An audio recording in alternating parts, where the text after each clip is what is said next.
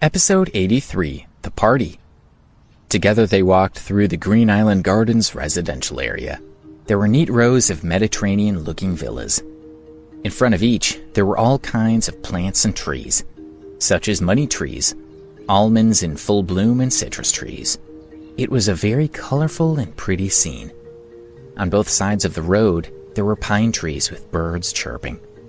The surrounding air was cool and fresh, with a faint fragrance of flowers.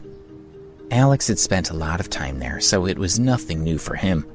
But the two girls were amazed by the beauty of their surroundings. They took lots of panoramic photos on their cell phones, exclaiming that Green Island Garden was indeed worthy of being one of the top 2 residential areas in New York. Soon, they arrived at the artificial lake. In the middle of the lake was a small island, and on the island was a villa, which looked even more luxurious than the other properties. It looked like a European castle. "So beautiful," the two girls exclaimed, as they looked longingly at the villa on the island and felt a gentle breeze from the lake brushing their faces. Kelly commented, "That villa is worth over $40 million. I heard that it was bought by a young student in his 20s. Can you believe he's got so much money at that age?" The breeze rustled her dress. Standing by the lake, she looked very beautiful. Sharon replied, "Who knows? I've heard from a friend who works here that he bought this villa over a month ago and hasn't lived in it at all. Maybe he even has a better house than this one." She imagined the young man and said longingly, "If I ever meet him, I want to hug him and kiss him." Hearing her words, Alex, who was standing nearby, started coughing. Sharon looked at him impatiently. "I'm sorry, I choked," he quickly apologized. But Sharon didn't even notice how appalled he was with the way she was talking. She looked at him with disdain and said, "Disgusting loser. Go on, cough yourself to death. Didn't you say you lived here? Tell me, which villa is yours? Is there something you want to tell us?" Alex subconsciously glared at the mansion on the artificial island. "Why are you looking at that villa? You couldn't afford that if you lived another 8 lifetimes." Sharon huffed as she spoke. She pulled Kelly's hand and said, "Let's go, ignore this liar." Sharon pulled Kelly, and they walked away from Alex, who shook his head in despair and followed behind them.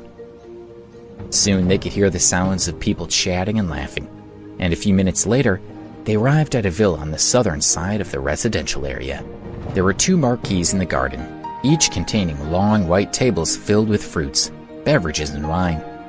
30 or so well-dressed young men were milling around, holding glasses and chatting in groups of 2s and 3s. Kelly, Sharon, and Alex walked into the garden. One of the young men saw them and called out, "Sharon, Kelly, you're here." "We were all hoping you were coming," said another. Another said, "Kelly, we haven't seen each other in a few months, but you look prettier than ever." Everyone rushed over to greet the girls. Mostly young men, but there were also a few girls. Other girls stayed back, watching Kelly with a trace of jealousy in their eyes. The young men surrounding Kelly were all chatting happily. Then one of them noticed the young man standing beside her, wearing scruffy clothes and looking as if he didn't belong. "Who's this?" asked one of the men.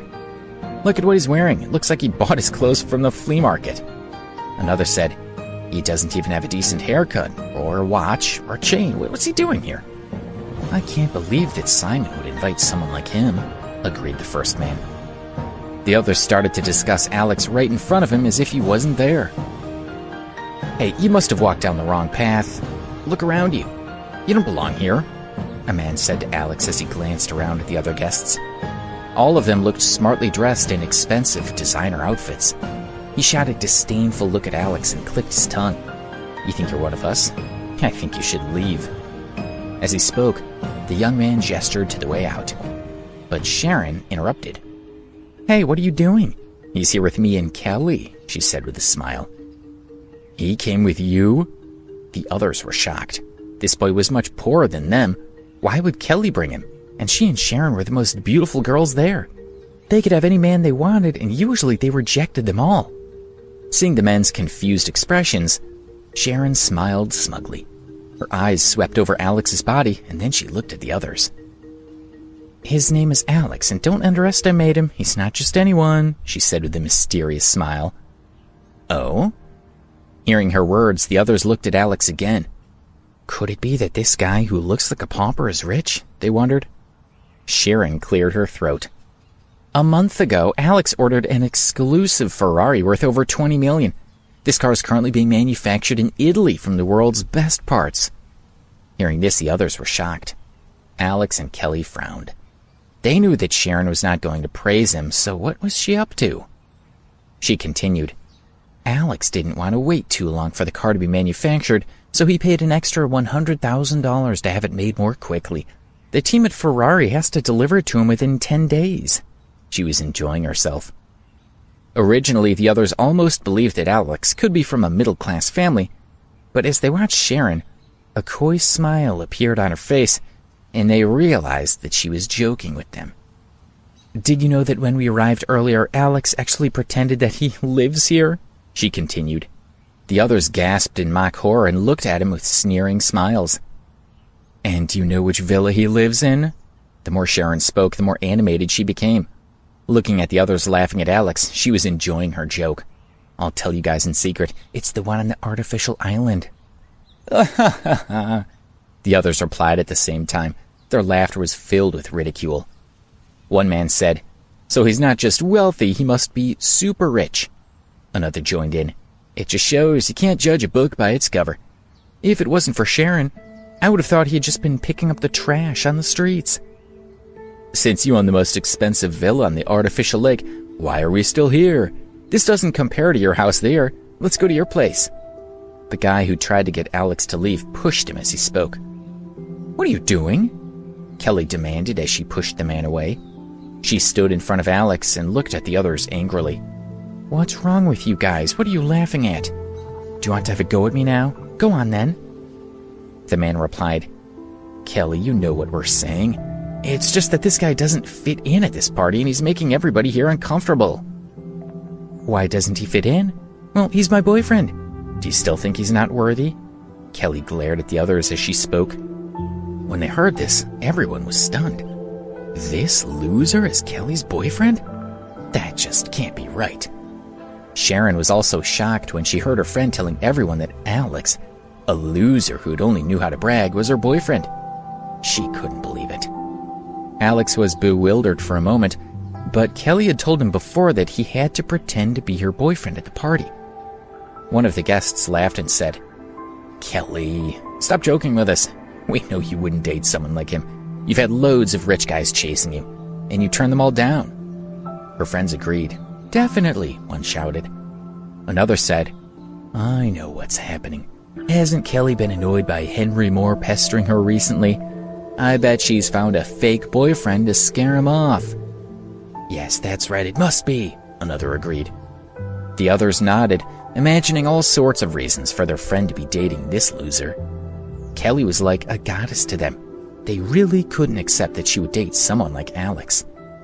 The first man smiled and said to her, We're right, aren't we? Kelly, actually, if you need someone to pretend to be your boyfriend, I'd be happy to help. And me, said his friend. I can do it too. It should at least be someone better than this dirtbag, right? Looking at these people who thought they were being clever, Kelly chuckled softly. Who told you he was pretending to be my boyfriend? She asked with a small smile.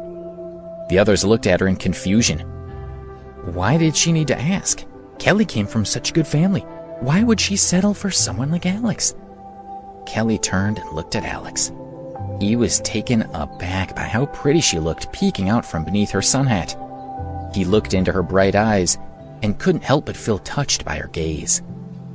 Kelly stared into his eyes, then stood on her tiptoes and kissed him on the mouth. Alex was stunned. As Kelly kissed him, Alex didn't respond at all. He could feel that her lips were tender and thin, and a little cold, and he could feel her nose rubbing against his. He opened his eyes wide to see Kelly's face right in front of him. He could see her curved eyelashes, her delicate eyelids, and the fine lines at the corner of her eyes. He could feel her moist breath on his nose, filling his nostrils with a delicate fragrance. Even though Alex's mind was in turmoil, his body felt light, as if he was lying on soft clouds. Then he felt a small tongue trying to push between his lips. and he suddenly felt a jolt. He quickly pushed Kelly away. He looked at her in shock. His mind was all over the place. What have I done? Alex thought about Debbie and felt guilty.